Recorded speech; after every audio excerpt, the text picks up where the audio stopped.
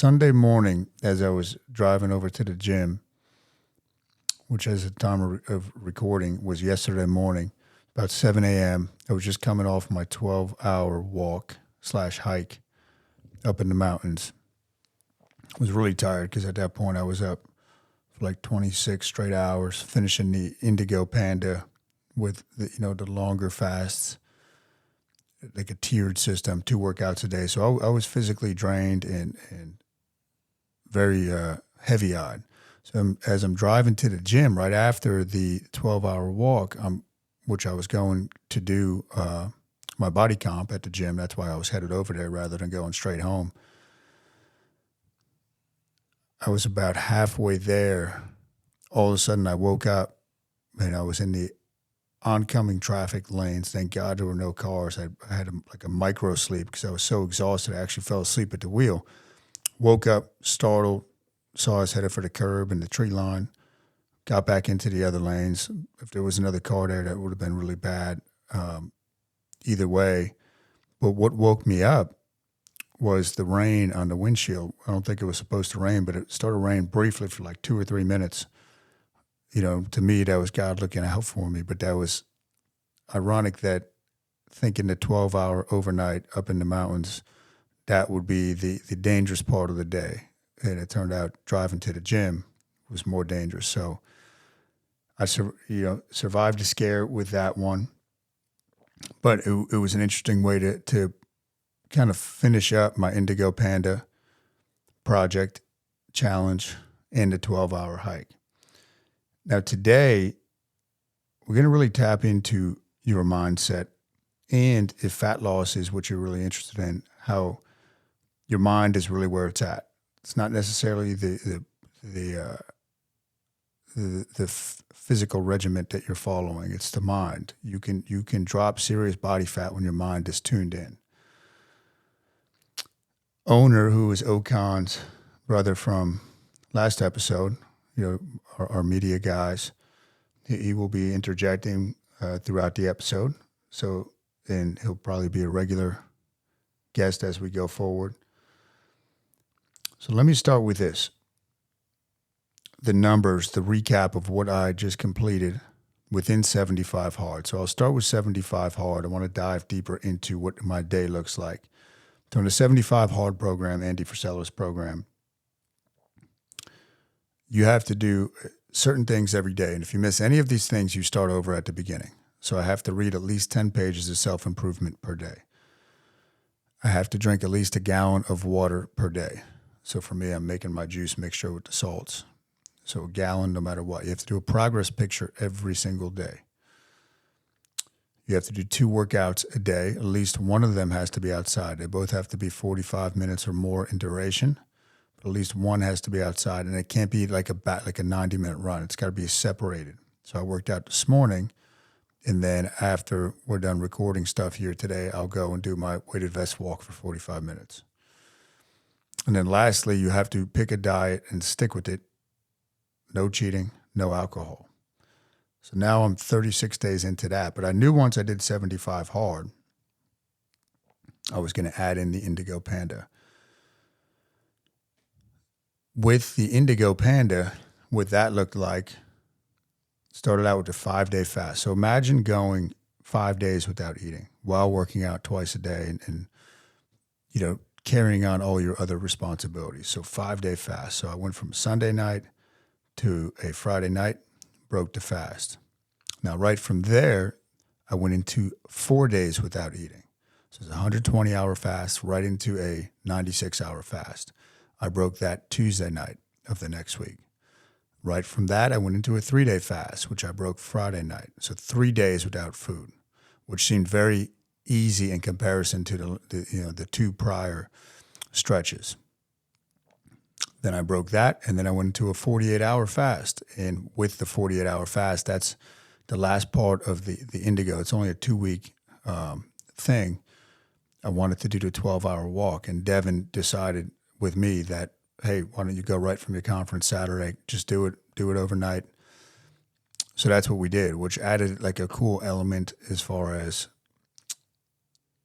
fear tapping into that primal system, being up there in the dark with the animals and nature and nobody around, it was a pretty cool feeling, but a lot of insights on that walk, which we'll tap into. But those are kind of the daily routine that I've been living. Now, as far as what did that do to me physically? Now, I wasn't doing this for physical reasons. When I started the Indigo, my body fat was 11%. Yesterday morning, it was down to 6.1. So I almost cut that in half in 2 weeks. And it's not like I was starting at a high body fat percent. 11 is pretty lean. My weight started at 227. I believe it finished around 214. And my muscle almost maintained throughout the whole process. So all these misconceptions that people have with fasting and working out, that you're going to lose muscle, all this type of stuff, throw it out the window. That's what I always say. This stuff is not, don't believe any studies. Don't believe any of this stuff. Try it for yourself when it comes to your body. And then you see. You can do studies to validate what you're doing, but you need that direct knowledge, that direct experience. And I can tell you that if I had tapped into the mind to the degree that I have now when I was competing, it would have been a much easier process to get shredded and get lean for the contest I was doing. So your mind really, if you want to get in shape, it all comes down to your mind. How much are you willing to endure? How much are you willing to be uncomfortable? How disciplined are you willing to be? If you have a good capacity to do all those things, you can lose fat, and you could lose it rapidly. So again, think of dropping almost 50% of your body fat in 2 weeks. Let's say you had something to get ready for coming up in the spring, or you had a wedding or a vacation. If you're willing to suck it up and do a mental toughness type of program, you could really chop that body fat in 2 weeks. You don't have to do a 12-week program or a 4-month program. There's nothing wrong with that. But point being, you can achieve extraordinary results when it comes to your body composition in a very short period of time. Now, gaining muscle is harder. That's a longer process, but talking about fat loss. Within the Indigo, Panda, the toughest day, should you ever do this in the future, for me was day 9. So that was the second 4-day fast, so the second leg. During that day, I was, I always find when the times I've done a 5-day fast, that day 4 seems to be the crossover day where energy is really dipping, because I believe your body is converting over to more using ketones, and it's an uncomfortable process when your body is switching fuel sources, because you have that period of time where you're running on empty, right? You're running on empty, and those days were tough. The day 4, the first leg, day 4, the second leg, your mind could start to get really fatigued, and then you start having bad thoughts about other parts of your life and start having self-doubt, all this type of stuff. But I reminded myself as I was going through it, just as if I was coaching somebody through this, that's why you're doing this. You had to apply that pressure to the brain, and that's how you get tougher. The brain is a muscle. You have to apply constant pressure to it and put it in uncomfortable situations. Sometimes you have to do extreme challenges like the Indigo to really mold the mind. You are in command. You have to realize that of your life and your mind. Depends how you want to train it. If you're not willing to push yourself into those depths of discomfort, you will never achieve more in your life. You need to be able to go to the sliding scale, which I've been talking about. So if 0 is neutral, -1 is on the bad side, +1's on the good side. Let's say that scale goes to 5 ticks each way, -5 to 5. To get to a +5, which is the greatest scenario you can imagine, you have to experience the -5. There's no way. You can't only experience -1s and get 5s. It doesn't work like that. So you have to embrace those times and realize what the payoff is. The payoff is not in the moment. The price you pay is the discomfort. The payoff is after the fact. Now, I can tell you it was difficult doing the Indigo. I'm sure I'll do it again at some point. I already thought of some different variations on the Panda that I can test and have put people through. But this is really, it was a program, it was a journey to grow the mind and to push the mind. And I would not recommend people even try this until they've done like my regular Panda challenge, where 6 weeks of what now seems like moderate fasting, but that's highly effective. And then you have to decide, what do you want to put your body through? What do you want to put your mind through? What do you want to put your spirit through? So with the 12-hour walk, that really wound up being the capstone, right? So 12 hours is a long time to walk, let alone do anything. You realize how long 12 hours is when you're just by yourself for 12 hours and you're moving. It's a really good chunk of time. Time is the most valuable thing you have. It's the one asset you don't get more of. Once it's gone, it's gone. But in that 12 hours, really reflecting on life and where I'm at and what I learned throughout the Indigo, Panda, and just living a disciplined life, realizing where I had to come up, where I'm weak in my life, how to simplify my life, how to simplify the businesses. And a lot of times these thoughts were just on repeat in my brain, and I would examine them again. I'd say, let me think about this, kind of direct my mind, direct my focus, and I would come up with the same answers. So it gave me a lot of clarity. It was tough doing it, especially in that state at night, the 12-hour walk.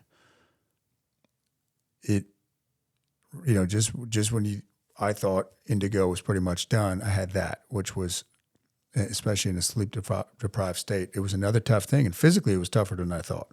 I probably went, you could do the math on it, but let's say you're going 2 or 3 miles an hour. And I didn't think of that going in, but I walked a significant amount of distance where my calves are actually sore today. And a lot of it was uphill and through the mountains because of where I was at. And I had to keep getting back to the top of the mountain. Both times I went back and forth. And then the middle leg where I walked actually from that starting point all the way to our house, I sat on the stoop for a little bit. I knew Devin would be sleeping. I sat outside. It's reflected. It was kind of nice being an outsider, just kind of looking at my house and my life from that point of view. And then I walked back, way back up the hill, I don't know, about 3 miles. So all in all, definitely a success. You can do those things separate if you want to take on the 12-hour walk, which is an idea I got from Colin Brady, who has a really good book on that. And he's a world explorer. He really challenges himself. And he's another one that you could study if you really want to dive into mindset. He did a great interview with Ed Milet on the Ed Milet show, Colin Brady. Definitely recommend checking that out. But he's not a physical specimen by any means, but he's done some extraordinary feats just through using his mind. So the next steps for me personally,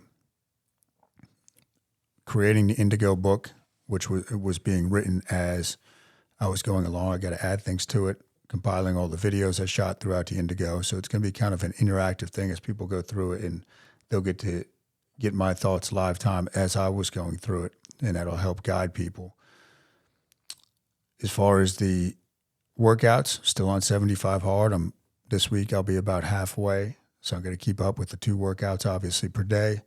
Really liking that discipline aspect, and it already gave me ideas going forward after 75 hard. All right, I could get 2 workouts in a day.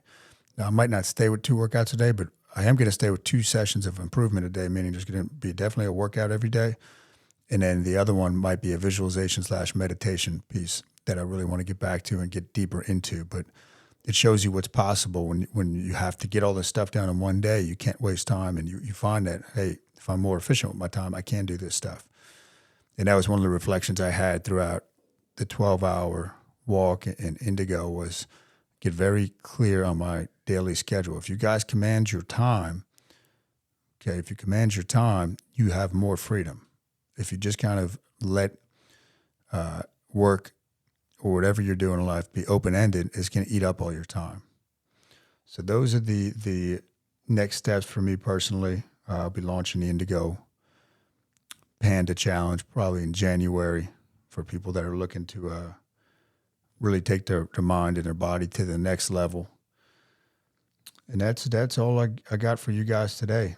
I mean, it's you got a good recap. You got an idea of what I went through. And just remember that resistance training. To grow your muscles, you got to apply resistance. To grow your mind, you have to apply resistance. If you don't apply resistance to your mind, it's getting worse. It's atrophying. It's shrinking. You always have to constantly challenge your thoughts. And there's many ways you can work on your mind: reading, writing, challenges. But the discipline is the key. And discipline is a skill. All skills can be developed. All right, make sure you hit the share button, like button, leave a review if you're listening on iTunes. Want to get those review numbers up. And spread the word if you like what I'm putting out. Later, guys.